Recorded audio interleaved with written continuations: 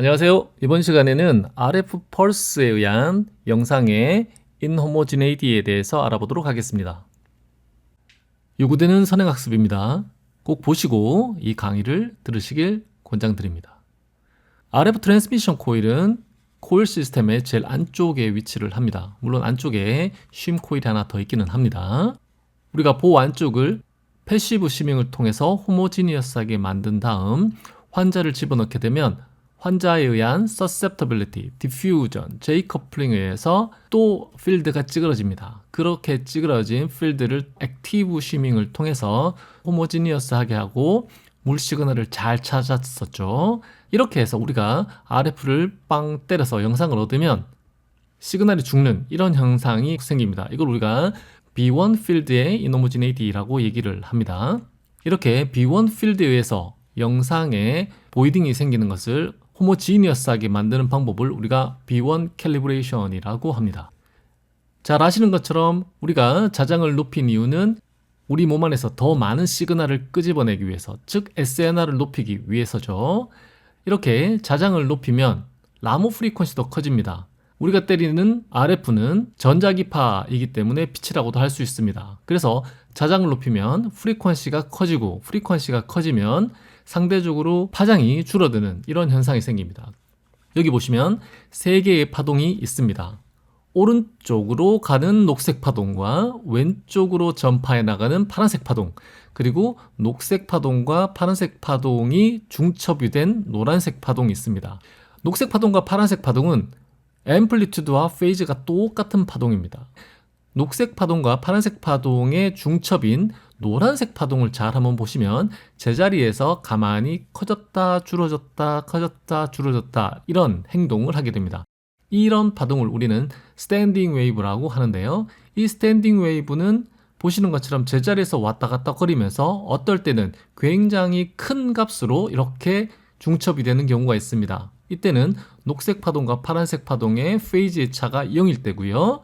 그리고 녹색 파동과 파란색 파동의 페이즈가 180도 차이 날 때는 보시는 것과 같이 스탠딩 웨이브가 제로가 됩니다. 이 제로가 되는 것에 의해서 영상에 이미지 쉐이딩이 생기는 것을 우리가 다이엘렉트릭 이펙트에 의한 아티팩트라고 얘기를 합니다. 어떤 장비에서는 영상의 센터가 죽는 경우가 있고 어떤 장비에서는 페리페리 쪽이 이렇게 죽는 경우가 있습니다.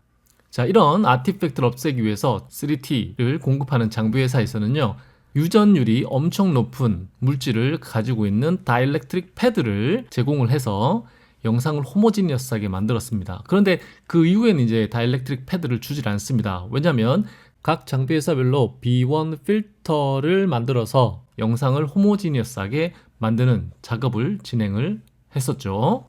이렇게 B1 필드에 의한 inhomogeneity는 싱글 RF 트랜스미션을 사용을 했을 때 더 두드러지게 보입니다. 그래서 그 다음 B1 캘리브레이션 방법은 바로 멀티 트랜스밋을 사용을 하는 겁니다. 보시는 것과 같이 두 개의 RF 채널 혹은 앰프를 이용을 해서 익사이테이션을 시킵니다. 그리고 B1 맵을 얻어서 어디가 시그널이 높은지 어디가 시그널이 꺼지는지를 시뮬레이션 한 다음 이 영상을 옵티마이제이션해서 아주 호모지니어스한 영상을 만들어내는 방법을 우리가 B1 캘리브레이션 중에 멀티 트랜스밋을 쓴 방법이다 라고 그렇게 얘기를 합니다. 그래서 보시는 것 같이 필립스에서 싱글 트랜스미션으로 썼을 때와 싱글 트랜스미션에 B1 필터를 썼을 때 그리고 듀얼 트랜스미터를 사용을 했을 때 영상을 비교해 보시면 듀얼 RF 시스템을 썼을 때가 훨씬 영상이 좋다는 걸 알 수가 있습니다.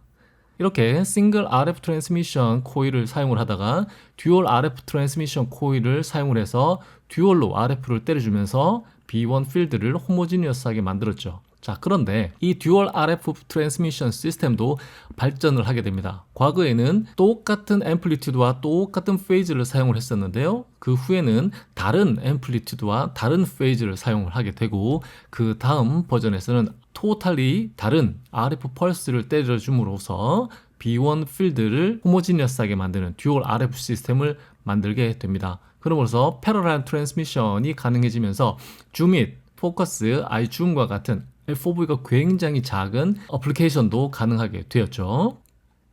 자, 그런데 MRI가 점점 발전을 해서 지금은 5T, 7T가 되는 시대입니다. 보시는 것 같이 자장이 커지면 커질수록 프리퀀시가 커지기 때문에 파장은 점점 짧아지는 이런 경향을 보입니다. 그래서 3T까지는 듀얼 RF 시스템을 썼는데 5T와 7T에서는 8채널 멀티 트랜스미션 코일을 사용한다. 그렇게 보시면 되겠습니다. 보시는 것처럼 1번부터 8번까지 완전 다른 파동을 제너레이션에서 환자한테 가해주게 되고요. 각각의 채널에서 얻은 영상들의 컬러 맵입니다. 코일과 가까운 쪽의 시그널은 커지고 코일과 먼 쪽은 시그널이 작은 것으로 확인할 수 있는데요.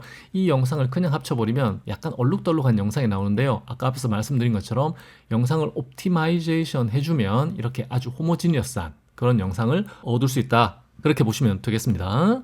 5테슬라에서 8채널 멀티 트랜스미션 RF 코일을 이용을 해서 얻은 영상들입니다. 3T와 비교를 했을 때 굉장히 호모지니어스한 영상을 얻을 수가 있고요. 보시는 것과 같이 굉장히 하이 레졸루션의 영상을 얻을 수 있고 다른 모든 바디 파트에서도 호모지니어스한 영상을 얻을 수 있다. 그렇게 보시면 되겠습니다. 오늘 강의는요. B1 필드에 의해서 생기는 영상에서의 인호모지네이티에 대해서 알아봤고요. 이것들을 어떻게 없애왔는지 첫 번째가 다이렉트릭 패드, 두 번째가 B1 필터, 세 번째가 멀티 트랜스미션 RF 시스템 이렇게 개발이 되어 왔다라는 것을 말씀드렸습니다. 오늘 강의는 여기까지고요. 오늘 강의도 좋았다면 구독과 좋아요를 부탁드립니다. 감사합니다.